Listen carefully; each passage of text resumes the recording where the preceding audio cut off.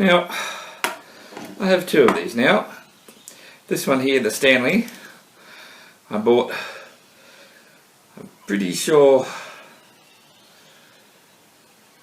in the early 2000s, about 20 years ago, when they still sold them at Big W. It cost $30, and at that time I was at a state where I had to put it on lay-by and pay it off over a number of weeks. And I really don't know why I bought it, because I've always thought it was a bit of a gimmick, and I don't think I've ever actually used it. I had a bit of a video on shifters the other day, and I showed it, and then I saw some other videos and people who said they'd never seen them. I'm thinking, well, I've had one for 20 years, and then this one popped up when I was looking at Amazon, because I have a bit of a thing for the Amazon Basics tools, because they're not completely rubbish.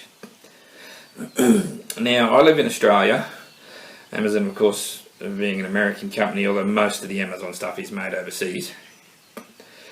But I ordered these tools and they all arrived within a week.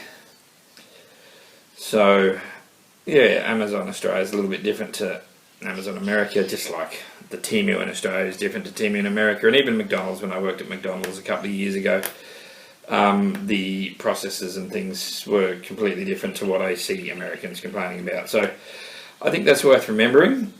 So these, obviously, even though they would have, I may have come straight to Australia from the manufacturer, but they've probably been to America and then come back to local warehouses. They came very quickly. By comparison, I ordered some parts for another project bike I'm working on, and that took over a month to get here, so that had definitely come from the United States. But anyway, enough from that. As I said, I bought these. I always thought they were a bit of gimmicks. I've had a bit of a look at them, and recently Project Farm did a test on these where he used them, and yeah, I'm thinking to myself, have I always been using the wrong shifter? I have a collection of shifters. I tend to buy them, and I don't use them very much because I have so many tools that it's very unlikely I'll ever need to use them. But we'll just do some tests on these and see if I'm the one who's been doing the wrong thing. Okay, so once again, I'm not Todd from Project Farm. I don't have 1,000 nuts and bolts laying around, so we're just going to use the same one. So what I thought I'd do is we'll go with a normal Stanley.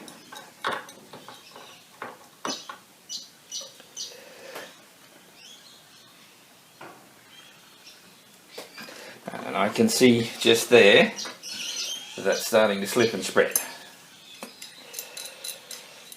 So we'll go with, this is a reasonably new Bahco, so you'd think it would be in better condition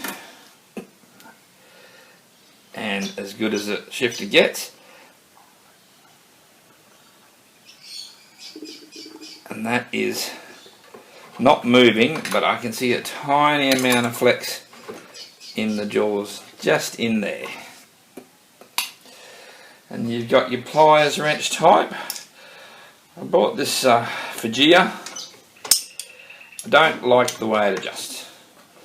It just doesn't adjust easily, and it can be a pain. And you're supposed to just be able to push that handle, but obviously that doesn't work. So you hold them together, and look, they are really quite good, and that's actually getting a few turns on there that the two adjustable wrenches were spreading on. The Wiha, kind of different. It just pulls up like that. Once again, you say you can just push one side, but you can't. Now the problem with letting it adjust by itself is you can see the handles are quite far apart, whereas if I can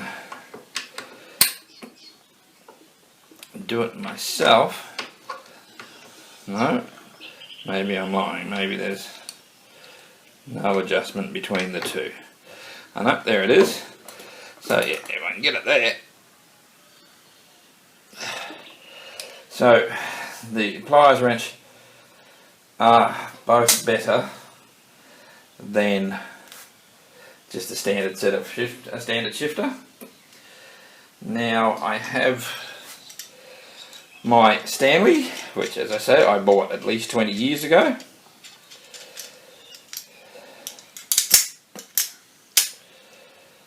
And I seem to be forgetting how to use. So we'll snug it up tight, clip it down. And I think I'm about to snap the head off the bolt, because that is very tight, and just twisting it out.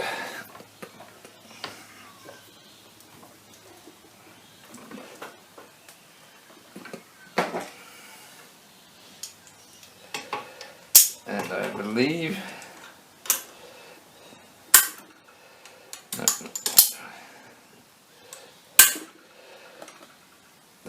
yeah, once again, it's just twisting it out. So, although I've actually only ever considered these a gimmick, it appears that they are far superior to adjustable wrenches, and I know what I'll be grabbing the next time I need one.